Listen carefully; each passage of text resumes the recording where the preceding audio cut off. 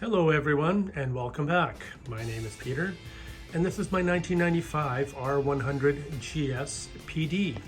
And today we're going to be working on removing the rubber boot off the transmission housing and making sure that the drive shaft bolts connecting the transmission output flange are secure.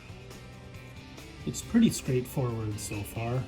We're just going to loosen the screws on the two band clamps.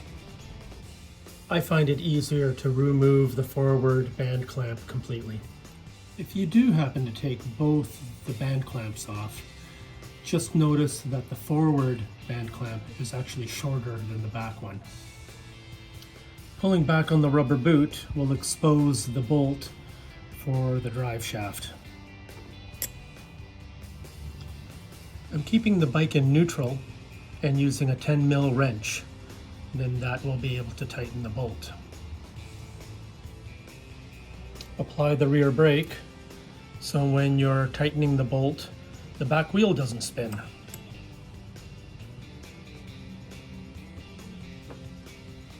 There's 4 bolts altogether.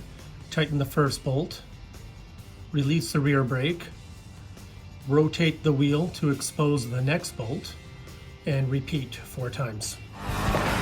If you ride a 2-valve twin with a 5-speed transmission, there's a ticking time bomb within your transmission. Maybe you've heard the stories, but there's a small spring that can break, and if the spring breaks on the shifter pawl mechanism, then you're stuck in whatever gear you're in. So that could be first gear through 5th gear and neutral included.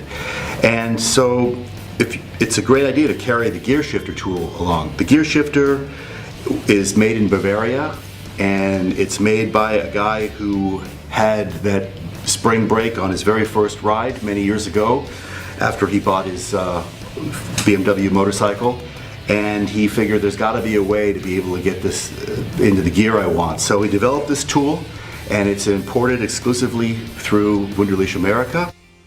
So the small spring that William refers to in the short video that I provided, I believe is this spring here, which puts pressure onto the roller onto the cam plate. And if that little spring right there breaks, then you have no gears. You're basically just stuck in the gear that you're in. There it is there as well.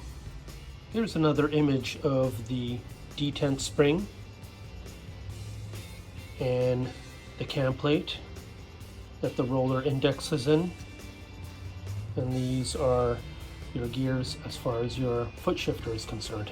So a quick story why I'm checking the drive shaft bolts on this bike. A buddy of mine who has a '89 GSPD on a ride one day lost all power to the rear wheel. He had to have the bike towed back home and was dreading having to take the transmission out to take out for repair to have that spring replaced. So he proceeded to take the transmission out, starting with the rubber boot covering the transmission housing. And when he pulled back the rubber boot, he realized there were no bolts holding the drive shaft in. All of those bolts were sitting in the bottom of the boot. He put all of those bolts back in, and that solved the problem. So he saved himself a lot of money and a lot of headache. So that's why I'm checking to see if those bolts are tight on my bike. When you're done checking the drive shaft bolts, put the boot back over, tighten up the 2 springs, you're good to go. I'd like to thank Brooke from Brooke's Garage, who answered my email promptly and gave me the confidence to proceed. Hope you found this video informative or at least entertaining. If I have something else that I need to repair, I'll let you know. Thanks for watching and ride safe.